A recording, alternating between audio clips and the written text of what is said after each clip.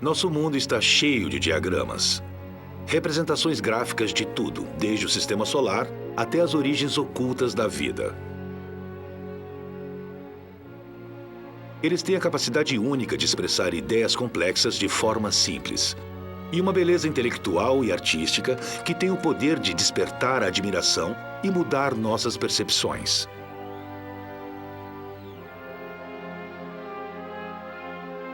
Diagramas podem exercer uma influência maravilhosa e imprevisível nas artes e na ciência. Eles também conseguem nos desafiar. Esses dois diagramas abalaram o mundo quando foram revelados. Eles desafiaram a sabedoria de sua época. Diagrama da Rosa de Florence Nightingale e o Prisma de Isaac Newton. Em 1664, Isaac Newton comprou um desses num lugar perto de Cambridge. Usando um prisma como este, ele fez uma série de experimentos para solucionar um problema que desafiava os cientistas há gerações: a natureza da luz. E aqui está o documento vital, seu diagrama desenhado à mão, que nos mostra exatamente como ele fez isso. Newton começou pelo básico. O que exatamente é a luz? De que cor é? Suas ideias não só transformaram nosso conhecimento do que vemos, elas revolucionaram a forma da nossa comunicação. E este diagrama teve um efeito político tão poderoso que mudou e salvou vidas. Sua autora foi Florence Nightingale, mais conhecida como a Dama da Lâmpada, a fundadora da enfermagem moderna. Cuidou de milhares de soldados em condições desumanas durante a Guerra da Crimeia com a Rússia. O que não sabemos é que Florence Nightingale era uma especialista em estatística. Ela foi a primeira a usar um gráfico estatístico como uma reivindicação. Em 1857, ela criou um diagrama revolucionário e polêmico. Foi chamado de o Diagrama da Rosa e foi desenhado para forçar o governo britânico a criar hospitais melhores e mais limpos. Cada um desses diagramas tiveram um impacto no mundo em que vivemos.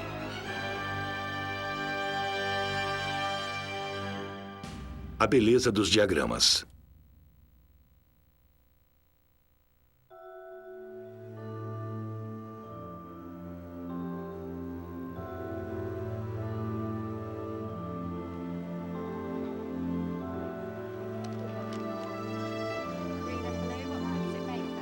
O espectro de Newton é tão conhecido que as crianças brincam com ele em sala de aula. Vermelho, laranja, amarelo, verde, anil, azul e violeta. 400 anos atrás, não se sabia muito sobre a luz e as cores. Os cientistas não sabiam como a cor era produzida. Eles achavam que a luz solar era pura e que as cores eram uma modificação dela.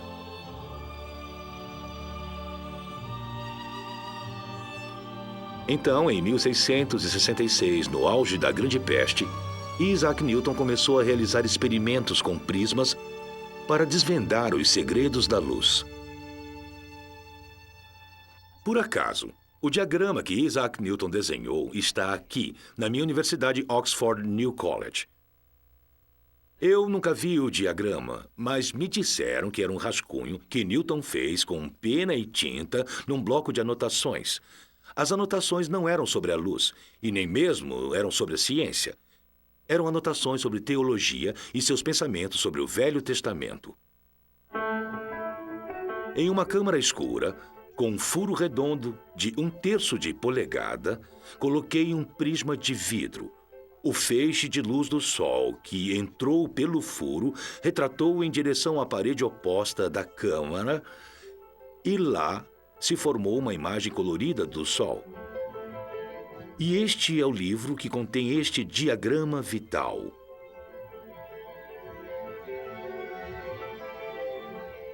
É um livro de anotações que datam coisas que ele escreveu no início do século XVIII. E, como pode ver, ele não desperdiça nenhum pedaço de papel, pois era muito valioso na época.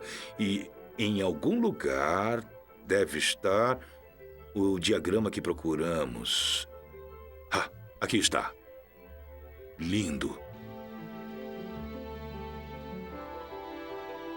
É chamado experimento crucial. Um desenho rabiscado parece um pouco apressado, mas esse simples diagrama é uma imagem fundamental na história científica. Um momento gráfico quando o mundo antigo foi derrubado pela ciência moderna. Newton desenhou um quarto com 2 prismas, um em um pedestal e outro numa mesa. E tem uma fonte de luz que vem através de um pequeno orifício do obturador. E em seguida ele é focado pela lente e passa pelo prisma sobre a mesa. E é aqui que a mágica acontece. A luz branca passa através do prisma e é dividida ou refratada em suas cores constituintes, que são projetadas para um pequeno quadro que Newton desenhou aqui atrás.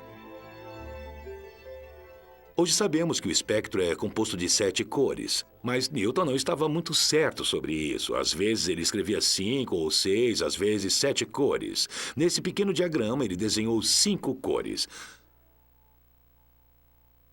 Até agora, tudo bem. Mas o que acontece se pegarmos uma dessas cores e colocarmos num segundo prisma? Será que vai se dividir em mais cores? Esta foi a segunda parte do experimento crucial de Newton. O diagrama mostra que o quadro tem furos. E movendo o primeiro prisma, Newton poderia direcionar uma única cor para o outro prisma através da placa. A cor passa através do segundo prisma, mas não muda de cor. Vermelho fica vermelho, azul fica azul. Newton descobriu uma lei fundamental da natureza e escreveu aqui em latim: Nec variat lux fracta colorem. Significa a luz refratada não muda de cor. Este diagrama mostra que as cores da luz, as cores que vemos no arco-íris, são imutáveis. Então, por que entender que a luz era tão importante para Newton? Uma resposta é porque ninguém mais entendia. Newton estava em uma longa fila de cientistas que tentavam explicar como a luz acontecia. Ele sabia que era por causa da luz que podíamos ver e examinar a natureza. Então ele queria investigar o meio que tornava a ciência possível.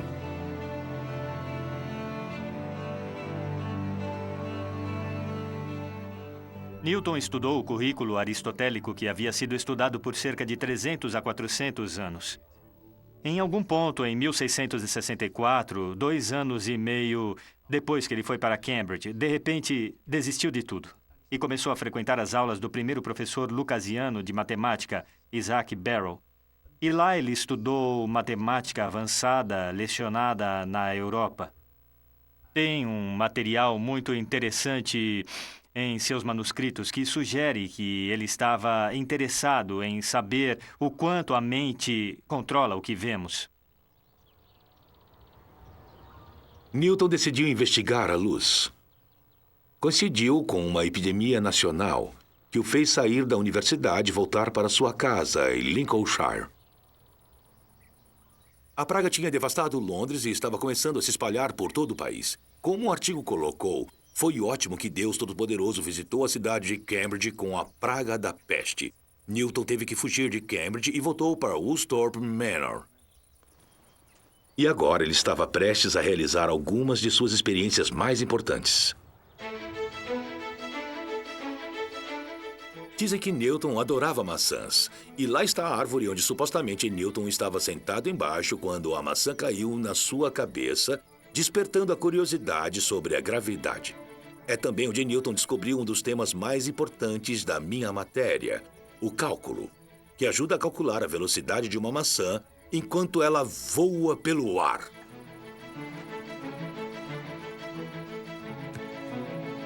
Em Woolsthorpe, os estudos de Isaac Newton sobre gravidade, cálculo e luz o transformaria no arquiteto da ciência do futuro. Ele acreditava que a verdade sobre a luz e a cor ainda não havia sido descoberta, e foi a extremos para descobri-la. Alguns de seus experimentos foram muito perigosos. Numa ocasião, ele enfiou um punhal como este, uma agulha grande e plana, entre o olho e o osso, mais perto possível da parte de trás do olho. Dá arrepio só de pensar. O que ele queria era alterar a curvatura da retina e, quanto mais ele pressionava, mais anéis de cores ele via. A luz estava refratando enquanto ele manipulava o olho. Esta louca obsessão surgiu da convicção de Newton de que há, como podemos dizer, mais luz do que podemos ver. Oi? Para entender como Newton fez sua experiência do prisma e quanto importante ela é, chamei a cientista Kate Lancaster. Ele usou o Sol como fonte de luz. E a luz do Sol se espalha em todas as direções e você precisa de um feixe paralelo para funcionar. O que Newton fez foi usar uma lente para colimar a luz e colocá-la em paralelo. Vamos usar uma fenda. Pois nossa fonte está bem longe e a fenda limita a direção dos raios. Os raios que saem da fenda são colocados num prisma, assim como Newton fez. Podemos ver na parede que um espectro apareceu. Sim, eu estou vendo. O feixe de luz está passando por este prisma e passa por um processo chamado de refração, o qual é basicamente o desdobramento à luz. Cada cor que compõe a luz branca, na verdade, é uma refração em quantidades diferentes. Por isso que a luz é capaz de dispersar em diferentes cores. Algumas pessoas argumentam que o prisma fez a coloração. Mas Newton fez a segunda parte desse experimento que mostrou que não era o caso. Ele usou uma segunda fenda para selecionar uma cor. Então eu vou selecionar o vermelho. Daí colocarei um segundo prisma.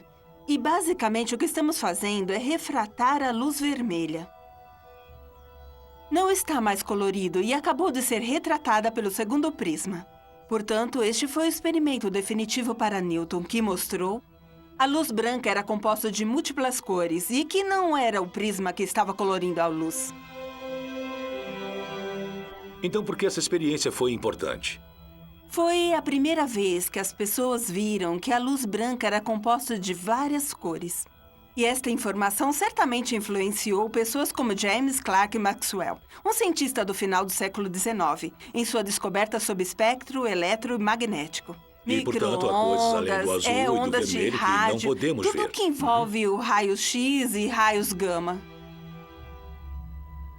Sem o conhecimento do espectro eletromagnético, não teríamos a comunicação moderna. Seria um mundo muito, muito silencioso sem este espectro. Então, este pequeno experimento tem um enorme impacto em nossas E vidas. nos deu a primeira ideia do que realmente há lá fora. Com certeza.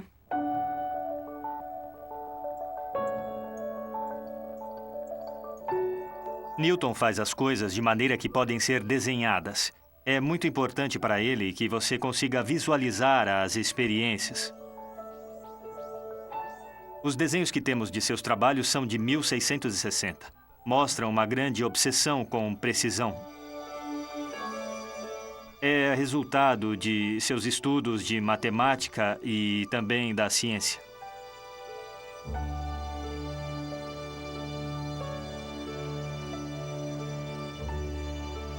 Quando Newton retornou para Cambridge, refinou suas teorias.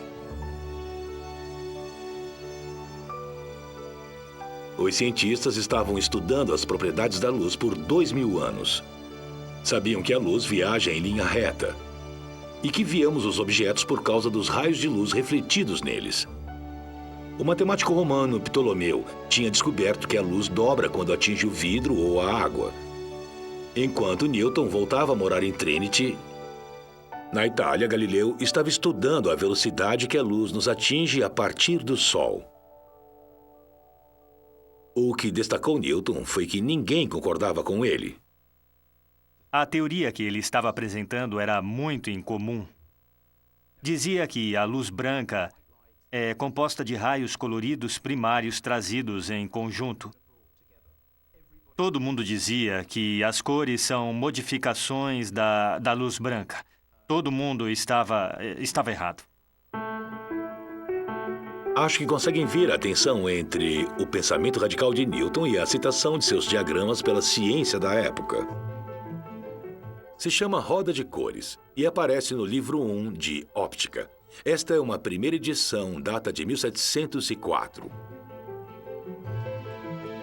Mas as ideias que contém foram descobertas 30 anos antes.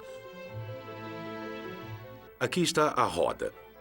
O que Newton esperava quando ele refratou a luz branca através de um prisma deveria ser representada assim, como uma roda. Isso é o que a maioria das pessoas pensava na época. O fato de Newton desenhar esse diagrama fez, de certa forma, mudar o pensamento antigo. Dessa vez, seu espectro tem 7 cores, ao contrário do que tinha 5 no diagrama dos prismas. Muitos especialistas acham que ele estava obcecado com 7, porque casaria a luz com outras características harmoniosas do universo, como as notas musicais de uma oitava, que ele colocou ao lado de cada cor. As cores se complementam conforme você gira a roda, até o violeta se transformar em vermelho. Se parece um pouco com a escala musical. Se eu começar com a nota C, a última nota soa muito parecida com a nota que eu comecei, que também chamamos de C. Tudo nessa imagem remete à ideia de uma ordem divina. Então, se Newton tinha resolvido o mistério da luz, quais eram as implicações? Foi apenas um avanço teórico ou houve usos práticos? Em 1668, Newton voltou sua atenção para projetar um novo telescópio. Ele percebeu que os avanços que ele tinha com a luz e o vidro ajudariam a resolver um problema que perseguia os astrônomos de todo o mundo. Telescópios usavam lentes que refratavam a luz, criando um borrão colorido. Newton percebeu que um telescópio que refletia a luz seria mais eficaz. E ele criou usando espelhos. Trancado em seu quarto aqui em Trinity, ele projetou os espelhos usando uma nova invenção. Ele criou e montou. Tinha quase 6 centímetros de comprimento. No entanto, tinha uma ampliação de 40 vezes seu diâmetro. O telescópio refrator da época tinha 6 metros de comprimento. A compreensão da refração de Newton em seu diagrama foi a chave para fazer o telescópio perfeito.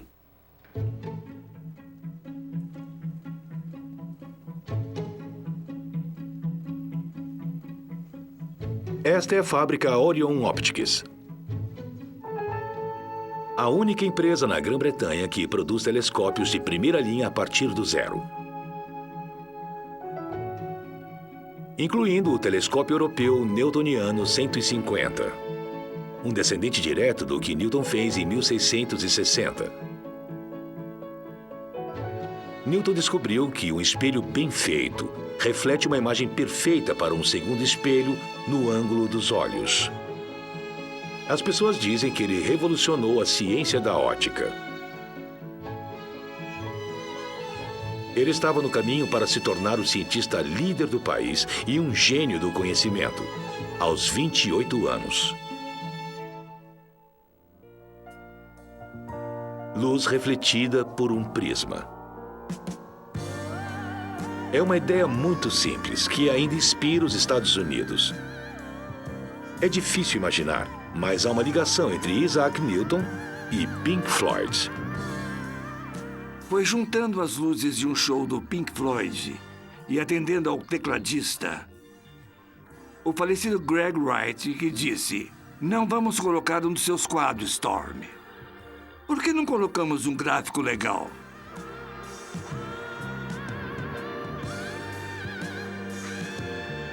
Newton não era a nossa ideia exatamente. Acho que tinha visto um desenho manual bem simples, muito parecido com esse, mas em branco e preto. Eu quero dizer...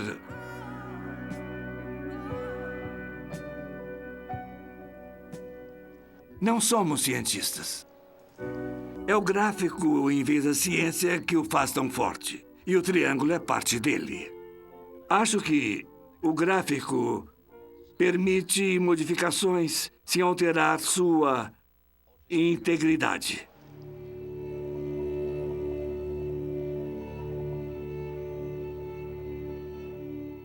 Atrás de mim tem janela envidraçada que gosto muito. que também é pontiaguda. Esta é a palavra? Porque está envolvida em algo que é sobre a luz, principalmente o vidro. E o tema é a luz, pois é o prisma do espectro, mas é claramente o lado escuro da Lua. Se colocá-lo sob a luz do Sol, fica lindo. Recomendo a quem tem uma capela.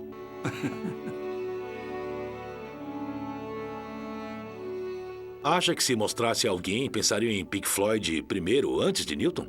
Definitivamente pensaria em Pink Floyd antes de Newton. Suspeito que o Pink Floyd é mais conhecido nesta era contemporânea. Bem mais famoso.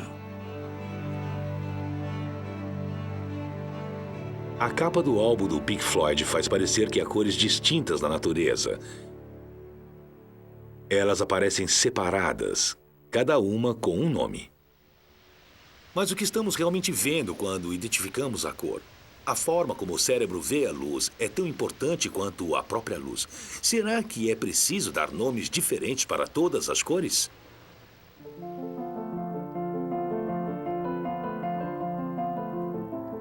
Newton acreditava que as propriedades da luz diziam que cada comprimento de onda corresponde a uma cor. Mas hoje isso está correto cientificamente? Estou visitando Beulotto, ao norte de Londres. Ele é um cientista especialista em percepção de cor. A cor não existe de fato fora do cérebro. O cérebro faz tudo. A cor é puramente uma função do cérebro. Newton nos mostrou que podemos pegar a luz branca e dividi-la em diferentes comprimentos de onda. Mas eu posso pegar qualquer um desses comprimentos de onda e fazer com que você veja de maneiras diferentes. Então, aqui, o que quero que você veja é que tem dois desenhos com dois cubos. Estou vendo cubos mágicos. O da esquerda tem 4 ladrilhos cinza. Sim, E o da direita tem 7 ladrilhos cinza. isso. São todos o mesmo tom de cinza. Está dizendo que poderia mexer com a minha mente a tal ponto que eu acharia que é uma cor completamente diferente? Isso. Eu não vou mudar a qualidade física dessas superfícies. Uhum. Então me diga o que acontece com sua percepção quando mostro essas duas cenas. Uau! Agora ele mudou para azul. O que você está vendo agora são as duas cenas, sob diferentes condições de iluminação, sob luzes diferentes. Os 4 ladrilhos azuis são cinza na imagem da esquerda. E o mesmo aconteceu o mesmo acontece com os 7 ladrilhos amarelos na direita. São todos cinzas. Não. Não. O que Hubble fez foi jogar uma luz de cor diferente sobre o cubo, exceto onde era cinza. Essa luz ambiente altera minha percepção dos ladrilhos cinza. Essa é sua realidade física. Todas as coisas são fisicamente cinza, mas essa é a sua realidade Uau. perceptiva. Diria que é 3 cores diferentes se você está dizendo que é apenas um comprimento de onda. Só há um comprimento de onda, certo? Mas eu posso fazê-lo ver esse comprimento de onda em diferentes cores. Isso faz da teoria de Newton uma bobagem. Ele defendia que há 5 ou 6 cores no espectro. Mas então, de algum jeito, isso não faz sentido. O que ele estava demonstrando é a fisicalidade da luz, o que é tremendamente importante. Mas ele não estava falando necessariamente da percepção de luz. A razão pela qual você vê o azul é porque, em sua experiência, uma luz cinza vindo sob uma luz amarela teria uma superfície azul sob as leis da física. Então, é por isso que está vendo azul, porque teria sido útil vê-lo dessa forma. Eu tô curioso para ver que cor os meus cabelos estarão amanhã de manhã depois de tudo isso.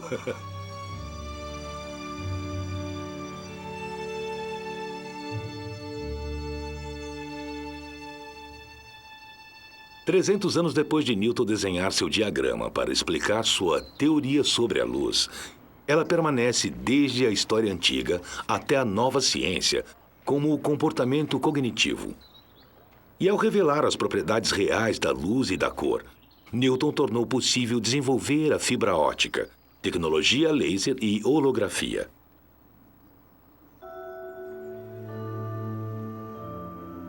Essas consequências científicas e artísticas confirmam a grandeza do que esse homem descobriu, quando esboçou sua experiência crucial em um pedaço de papel. É incrível perceber o quanto Newton compreendeu sobre a luz com experimentos tão simples. Ele comprou um prisma numa área próxima, fez um experimento no seu quarto e, de repente, os mistérios da luz foram revelados. A genialidade de Newton é olhar para a natureza através do prisma da matemática. Geometria. As linhas e os ângulos que ele desenhou dentro daquele diagrama deram insights sobre os mistérios da luz e da cor. Aquele diagrama, o pequeno rascunho desenhado à mão num pedaço de papel, não só revolucionou o pensamento científico, mas também nos deu uma imagem inesquecível de beleza duradoura.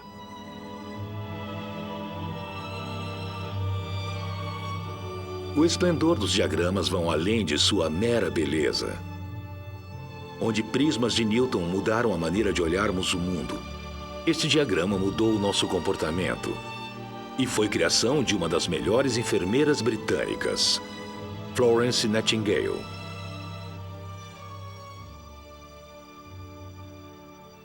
Este é o Hospital St. Thomas, em Londres. Foi nesse local, em junho de 1860, que a Escola de Enfermagem Nightingale abriu suas portas para suas primeiras enfermeiras estagiárias. A escola foi um resultado da Guerra da Crimeia. As milhares de vidas britânicas que foram perdidas fez com que Florence Nightingale fizesse uma campanha para melhorar o atendimento hospitalar, que são relevantes ainda hoje. E a força motriz por trás dessa campanha foi um gráfico chamado o Diagrama da Rosa. No mesmo local, no Hospital St. Thomas, está o Museu de Florence Nightingale. E é aqui que um dos diagramas mais influentes da história é guardado. Não é exagero dizer que o Diagrama da Rosa mudou completamente a atitude do Exército Britânico para assistência médica. E, como consequência, os hospitais civis também mudaram. Entre 1854 e 1856, Florence Nightingale cuidou de soldados doentes e feridos no hospital de Scutari, na Turquia, perto do campo de batalha da Crimeia. Após o fim da guerra, ela escreveu um relatório sobre por que tantos soldados tinham morrido. E revelou um fato surpreendente. De 18.000 mortes, 16.000 haviam morrido não de ferimentos em batalha, mas de doenças infecciosas no hospital.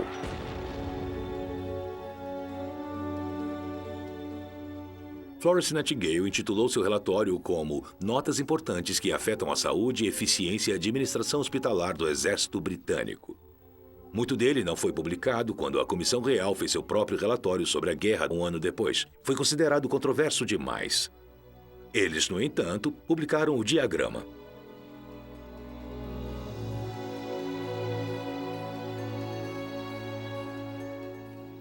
Muitas e muitas palavras, números e dados. Ah, aqui está. O diagrama. Ah, isso é uma vergonha. Está rasgado no meio, mas as cores ainda são muito vibrantes, apesar de ter sido publicado há mais de 150 anos. Está claro que é para chamar a atenção e depois envolver o seu cérebro. Florence Nightingale escreveu que o diagrama deve afetar os olhos, o que não conseguimos transmitir para o público através de palavras. O que impressiona logo no início é essa grande faixa azul aqui. Consegue ver porque é chamado, ambos são chamados o diagrama da rosa, porque tem esse efeito circular.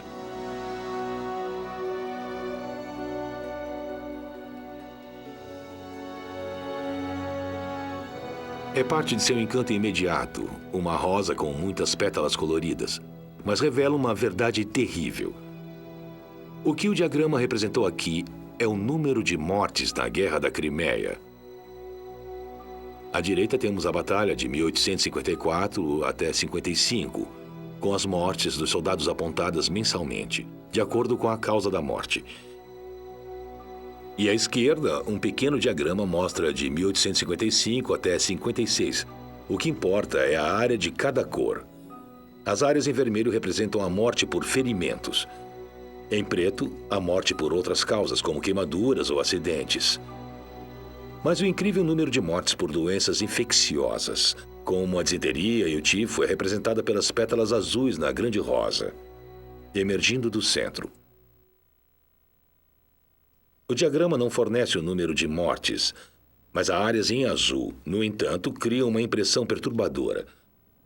Com o inverno de 1854, elas ficam cada vez maiores, até que em janeiro de 1855, mais de 2.500 homens morreram em um único mês.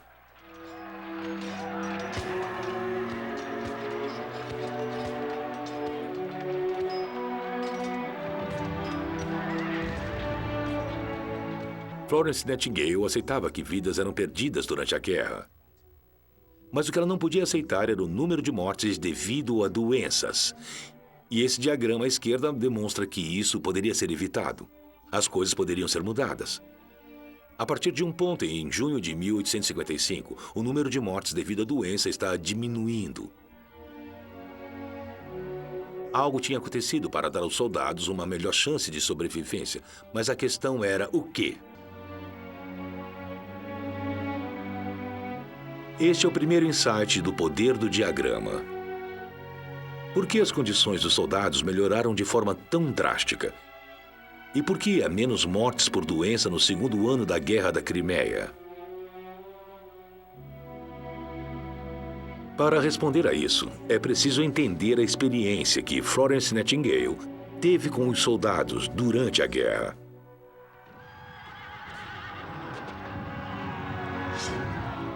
Esta é a maneira convencional de descrever a guerra.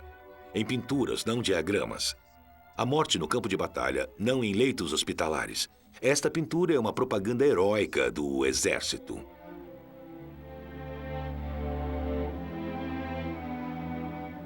Mas a Guerra da Crimeia foi diferente das anteriores. O público ficava sabendo por outras fontes, como os repórteres de jornais, e não gostavam do que ouviam. Apenas alguns meses de conflito e houve uma indignação pública sobre a negligência com as tropas.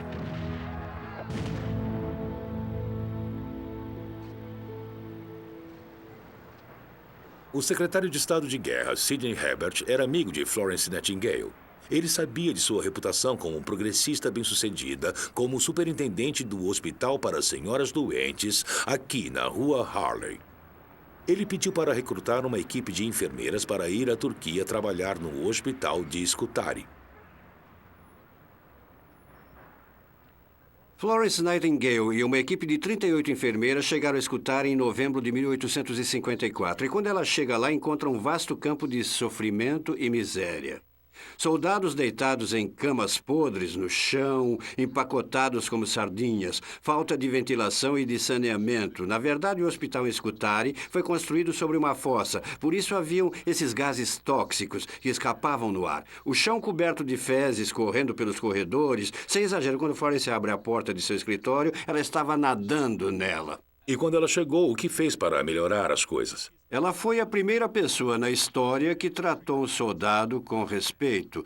E o que ela fez foi introduzir novos padrões de higiene, que foi muito importante. Começou a lavar a roupa dos soldados adequadamente, com água quente em vez de água fria. E ela também atuou como uma fornecedora não oficial, porque não existiam fornecedores hospitalares apropriados. Ela foi para o mercado de Constantinopla comprá-los. Ela também introduziu novos padrões de dieta para que os soldados recebessem alimento nutritivo adequado.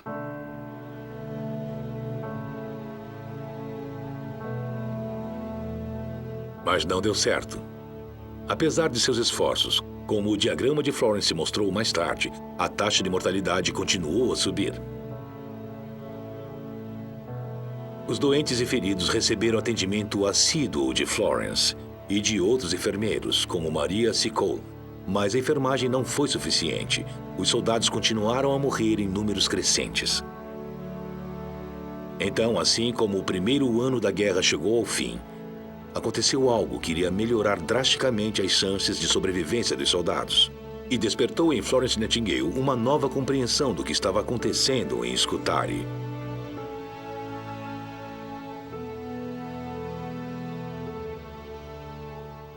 Em 4 de março de 1855, esses homens chegaram. Esse é o Dr. John Sutherland, um especialista em cólera, e Robert Rawlinson, um engenheiro sanitário. O que não era levado em consideração era quão pútrida eram as condições do hospital em Scutari. O sistema de água foi entupido com animais mortos e havia excremento humano vazando das latrinas para os tanques de água. Rawlinson e Sutherland consertaram tudo isso. Daí começaram a ver a diferença. A pedido da comissão sanitária, como eram chamados, todos os hospitais militares foram melhorados. Dentro de um mês, as mortes por doenças infecciosas diminuíram pela metade. Dentro de um ano, haviam caído em 99%, caindo de 2.500 mortos em janeiro de 1855 para 42 mortos em janeiro de 1856.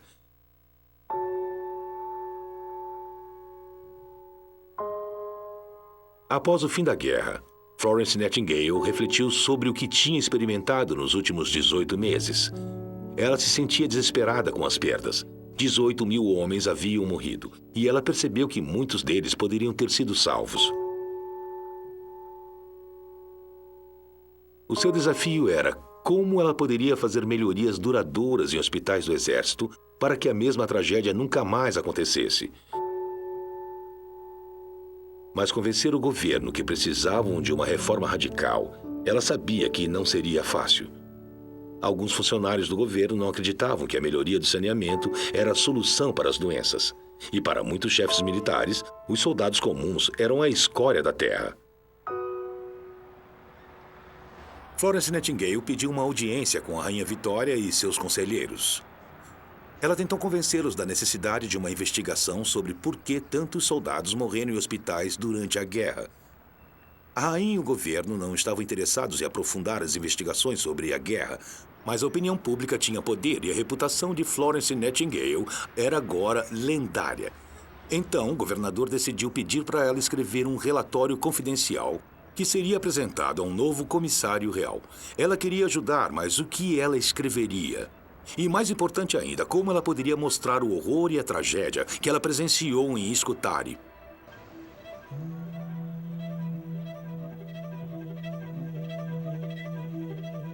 O segundo insight para o sucesso do diagrama de Florence Nightingale é o seu desenho. Foi muito original, imediatamente envolvente e muito claro. Mas como ela criou o diagrama? Em meados de 1800, usar gráficos para representar material estatístico foi extremamente inovador. Ele simplesmente apareceu em sua mente. Ou houveram outros gráficos ou imagens que a inspirou? Gráficos existiam há mais de 1000 anos, mas nunca haviam sido usados na causa de uma reforma. No final do século XVIII, os ativistas políticos e reformadores sociais começaram a perceber o valor da estatística, em particular as formas visuais de representá-los. Alguns dos gráficos mais influentes foram feitos por William Playfair e estão nesse livro com data de 1786. É o Atlas Comercial e Político, contém 44 gráficos. A maioria deles está traçando tempo com algum outro valor, do modo comum, X, Y, mas um deles é ligeiramente diferente. Uma forma muito precoce de gráfico de barras. Aqui vemos as exportações e importações da Escócia. Mas agora não é um gráfico, e sim linhas que representam cada um dos valores. Então, este é o tipo de gráfico que Florence Nightingale pode ter usado como inspiração. Com a ajuda do especialista estatístico William Furr, Florence descobriu que o principal motivo para as mortes em Scutari não havia sido a fome ou o ar ruim, mas a falta de higiene. E isso era o que ela precisava para mostrar no seu relatório, principalmente em seu diagrama, no entanto, controverso. Furr usou muitas vezes gráfico de barras em seu próprio trabalho, mas não era isso que ela queria. Nightingale tinha medo de que o governo ignorasse suas figuras. Então, os fatos essenciais e seu forte apelo tinham que ficar evidentes.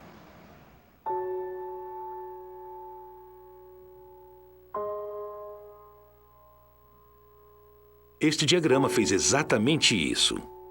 É grande e ousado e cria uma impressão instantânea. Em Glasgow, Em uma empresa gráfica, 2 designers estão se deparando com o mesmo problema de Florence, usando figuras para demonstrar a guerra do Afeganistão. O que fizemos foi pegar as informações do primeiro ano em que as mortes ocorreram pela primeira vez em 2002 e compará-las com 2010. O que é interessante sobre os dados que comparamos é que podemos ver que a partir de 2006 até 2010, a quantidade de soldados mortos por fogo inimigo permanece constante e as estatísticas em vermelho para explosões começam a subir drasticamente. Eu sei que parece horrível. Parece que, infelizmente, a espiral vai continuar a crescer. Mas eu estou intrigado se ainda estão atraídos por essa ideia radial. Eu gosto muito do diagrama da Florence Nightingale, quero dizer. Por que não seria melhor usar um gráfico de barras, onde veria ano a ano? Houve uma boa razão pela qual não poderíamos fazer isso, como um gráfico de barras. Neste você consegue condensar esse tipo de informação mais fácil. Pensamos em representar esse gráfico em um gráfico de barras, mas a enorme quantidade de causalidades que tivemos em 2009, a partir de explosões, fez com que o gráfico ultrapassasse a área da página. Acha que esse tipo de diagramas são importantes hoje em dia? Foram usados com apelo de propaganda por Florence Nightingale. Naquela época, quando Florence fez esse diagrama, ele tinha consciência de que a rainha teria muito pouco tempo para tomar decisões. Hoje em dia é bem parecido. Acho que estávamos falando com alguém esses dias que nos contou que os novos ministros têm aproximadamente 4 minutos para tomar decisões, que podem ser equivalente a decidir em qual fundo aplicar milhões e milhões de libras. Só isso? Só isso. Mortes relatas. 4 minutos. Então precisa de uma forma muito rápida para leitura como Algo essa. que é só bater os olhos e chama a atenção, que faz o espectador querer se envolver, mas que também conta a história rapidamente. Além da inovação que ela mostrou na época, torna-o mais memorável, desperta a vontade de lê-lo e questionar os dados. Por isso, acho que fez um impacto maior e uma impressão duradoura. Ela fez o gráfico de uma forma magnífica. Vendo o diagrama do Afeganistão que trouxe comigo, vejo o quanto poderoso pode ser um diagrama quando retrata algo tão trágico quanto a perda de vidas humanas.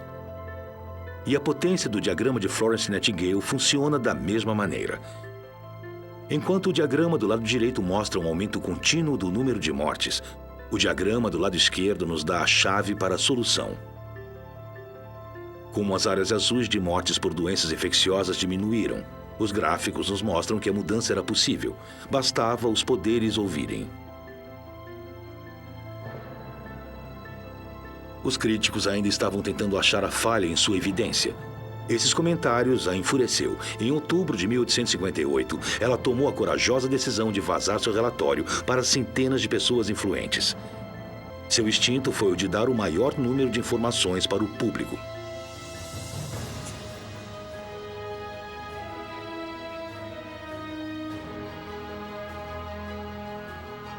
Nightingale, depois de 3 meses atormentando e fazendo petições, conseguiu que o governo britânico aprovasse uma publicação oficial de uma contribuição para a história sanitária do Exército Britânico. Na publicação, ela nomeou os culpados, expôs argumentos e revelou ao público britânico as verdades contidas dentro do Diagrama da Rosa. Que o Exército Britânico deixou seus hospitais militares se tornarem armadilhas de morte. Se tivessem sido mais higiênicos, vidas teriam sido salvas. O insight final do imenso poder do Diagrama da Rosa era de que não se tratava apenas de uma tragédia histórica. Seu objetivo crucial era assinalar que vidas poderiam ser salvas e que a mudança era essencial. Seu diagrama continha uma mensagem de esperança. A mensagem era que poderíamos controlar doenças epidêmicas. Parte do propósito deste gráfico era convencer o público de que o dinheiro gasto em saneamento nas cidades da Grã-Bretanha poderia salvar vidas, particularmente vida de crianças. Naquela época, 50% das crianças urbanas morriam antes dos 5 anos. E quando ela publicou o livro, ela estava fazendo um apelo para este tipo de problema, fundos públicos serem gastos para este tipo de melhoria na Grã-Bretanha. E se eu puder apenas ler o que ela disse aqui, vamos perguntar como foi que nosso nobre exército pereceu no leste. E vamos também entender como centenas de milhões de pessoas que pegaram a peste morreram antes do tempo. Então este não é só um diagrama sobre a Batalha da Crimeia, mas, na verdade, uma arma numa guerra política muito maior. Acha que os políticos e jornalistas de hoje poderiam aprender alguma coisa com esse diagrama? Acho que sim, porque consegue transmitir uma mensagem de imediato, de uma forma emocional. Acha que seria um exagero dizer que esse diagrama salvou milhões de vidas? Não, não acho que seria um exagero.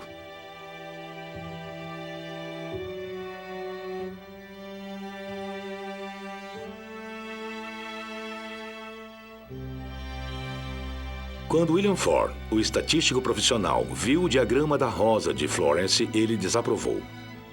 Ele achava que as estatísticas deveriam ser secas como poeira. Mas a história comprova que Florence Nightingale teve a ideia certa. Como resultado de seu trabalho, a prática médica do exército e os cuidados dos soldados mudaram completamente. A Comissão Real da Saúde do Exército fez muitas mudanças. Primeiro, eles introduziram um novo departamento de estatística, de modo que no final do século XIX, o Exército Britânico produzia o melhor material de estatística da Europa. Introduziram um novo departamento sanitário, uma reestruturada no departamento médico do Exército. E também garantiram alimentação adequada para os soldados, de modo que eles recebiam alimentação adequada pela primeira vez. A beleza do diagrama da rosa contém sua mensagem de libertação.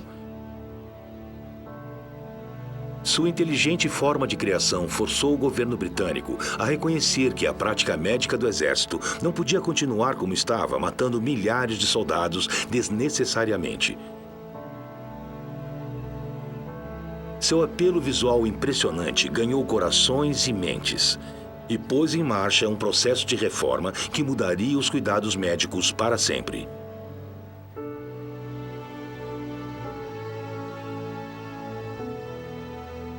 À primeira vista, a combinação agradável de cores não diz que é uma apelação a uma reforma política. Mas esse foi o seu sucesso. Ela captura a imaginação e depois coloca a mensagem. Ela mostrou que as palavras tinham falhado, demonstrou verdades desagradáveis em uma imagem que as pessoas não podiam ignorar. Mas ela fez mais do que isso, porque oferecia esperança e prometeu melhores hospitais que salvariam milhares de preciosas vidas.